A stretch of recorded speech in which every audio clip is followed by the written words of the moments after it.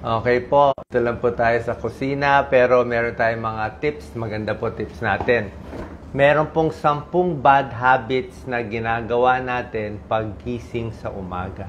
Yung mga bawal gawin, pwede mahilo, pwede ma-vertigo, yung iba pwede ma-high blood, pwede ma-stroke. O tingnan natin na 1 to 10. Number 1, bawal yung paggising biglang uupo. Okay? Yung biglang upo, biglang tayo, delikado. Kasi syempre, buong gabi ka nakahiga, naalimpungatan ka. Pag upo mo, pwede ka mag-vertigo. Merong mga crystals yan sa loob ng tenga natin. Pag naggalaw yan bigla, iikot yan. Naku, pag naramdaman nyo yung vertigo. Tapos, mula sa upo, delikado rin yung biglang tayo, lalo na sa senior. Kasi sa mga senior, ang mga ugat natin matigas na yung mga artery. So, pag tayo, magkukulang ng dugo paakyat sa utak.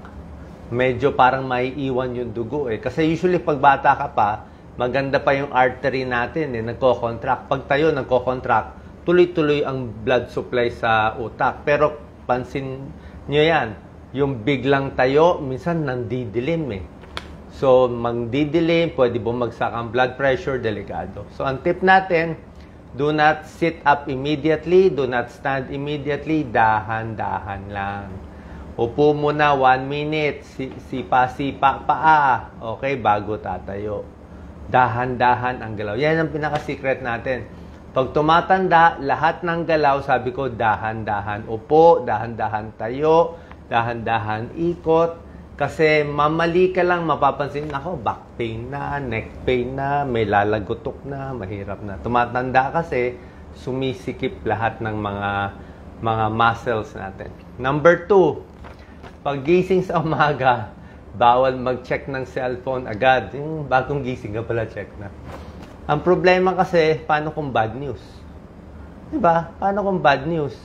Ang nakita mo, nakahiga ka pa, bad news. Tataas ang stress level, tataas ang heart rate mo, tataas ang blood pressure mo, pwede ka pa mag-panic attack. Okay? Kasi normally, paggising sa umaga, talagang tataas ang blood pressure. Normal yan eh. Kaya nga, karamihan ng stroke, karamihan ng heart attack nangyayari sa umaga. Yung nanay ko, nung na-stroke siya, umaga din. Kasi sa umaga talaga yung morning surge. Mapapansin nyo yan, check nyo BP nyo. Sa umaga, pagising 6 a.m. hanggang 9 a.m., yan ang pinakamataas na blood pressure usually. Kasi ang daming gagawin, ang daming stress.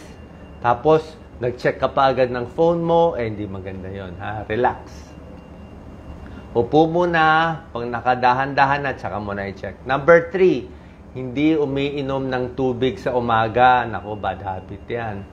Kasi makita mo, yung unang ihi mo sa umaga, di ba, sobrang dilaw. Mapanghi, madilaw. Kasi nga buong gabi, dehydrated ka. Kulang ka sa tubig. Pag kulang ka sa tubig, lalo na sa umaga, pwede magka-urinary tract infection, pwede magka-kidney stones, yung mga toxins sa dugo, hindi maaalis. Tsaka pag maraming tubig, good for heart and brain circulation. Sabi ko, gano'ng karaming tubig? Isang araw, mga 8 hanggang 10 basong tubig, or pwedeng fluid in a day. Hindi naman kailangan talaga tubig yung 8 baso.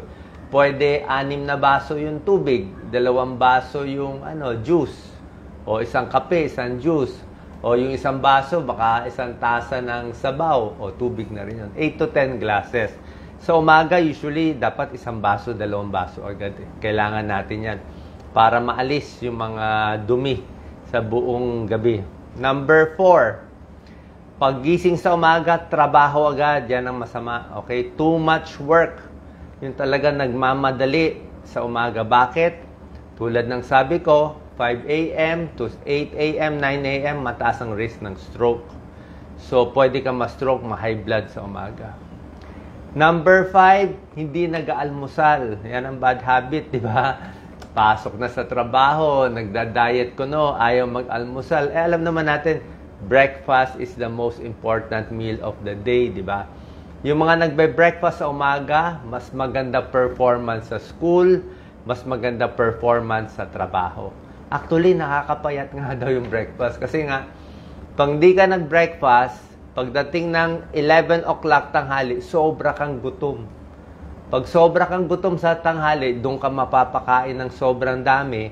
Yung kinain mo nung tanghali, parang dinoble mo na, parang nag-breakfast ka na, nagtanghalian ka pa.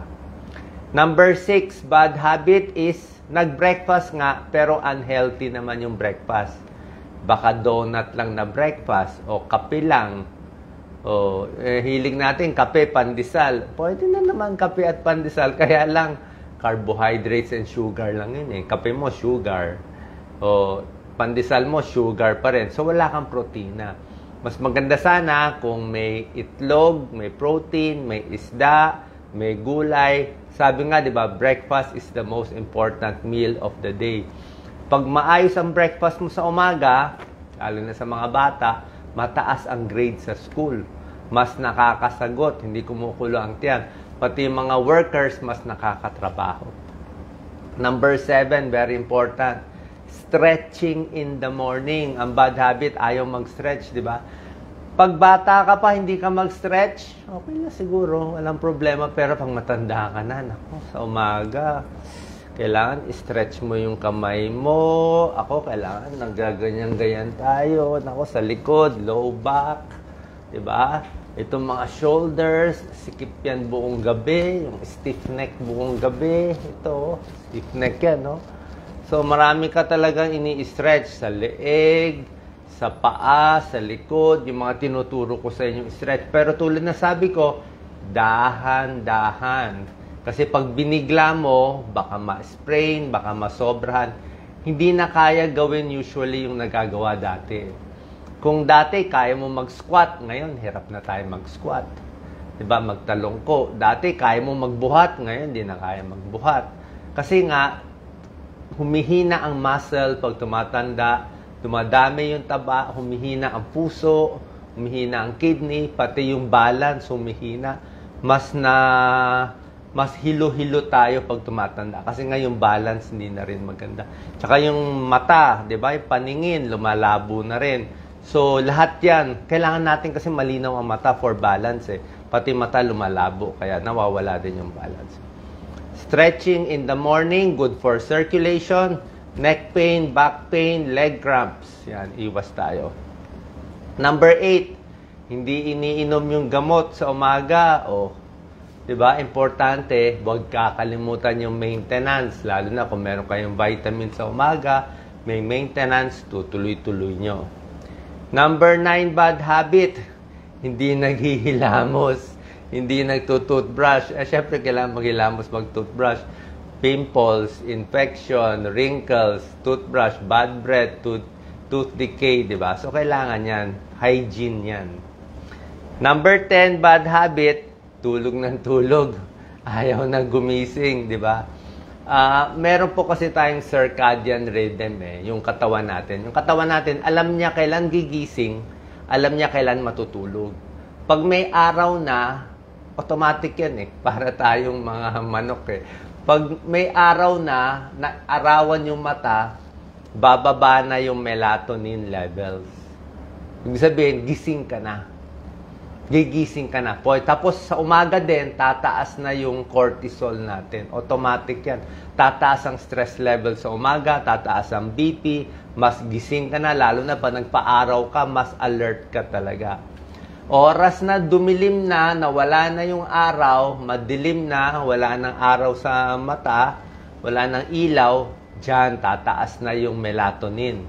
Mga 8 o'clock, 9 o'clock, tataas na yung pampaantok natin, aantokin ka na.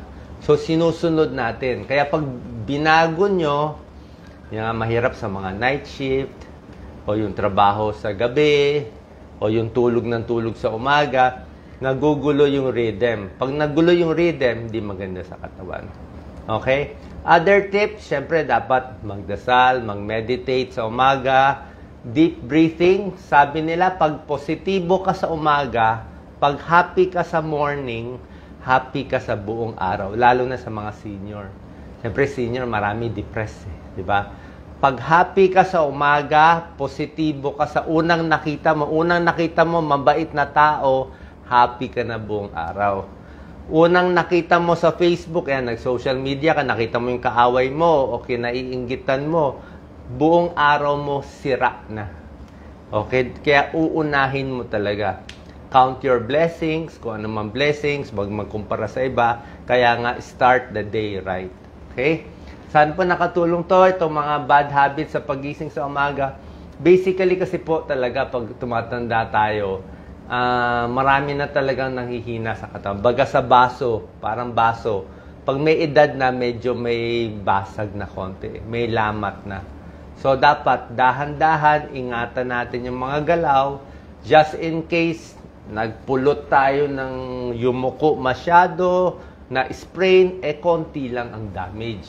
Let's say na tapilok tayo, kung nagdadahan-dahan tayo, at least hindi agad malala kasi dinahan-dahan mo. So sa lahat ng, kahit sa pagkain, 'di ba?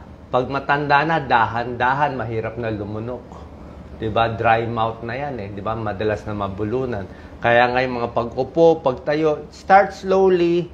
Pag nakaarangkada ka na sa hapon, okay ka na. Tsaka ka na maglakad-lakad, tsaka ka na mag-exercise. Walking is the best exercise. So, simpleng tip lang, pero makakaiwas tayo sa maraming sakit at stroke at iba pa. Share po natin sa ating kababayan, kahit senior o hindi pa senior. God bless po.